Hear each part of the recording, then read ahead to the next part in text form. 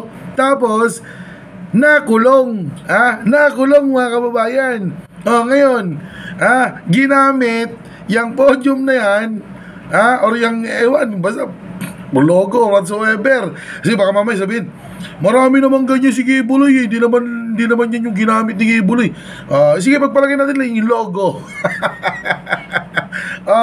Ginamit nitong si former President Duterte dyan sa Hong Kong. Ngayon, tingnan nyo, anong nangyari kay former President ngayon, mga kababayan?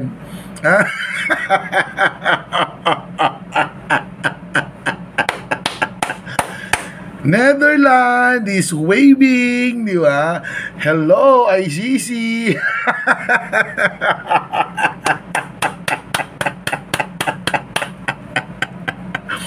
Kaya sabi ko sa inyo may sumpa mga kababayan, may sumpa. Okay?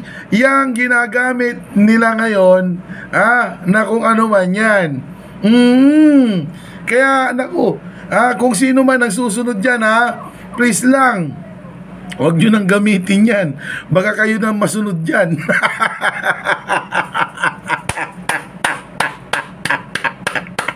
Kaya mga kababayan, ano masasabi ninyo?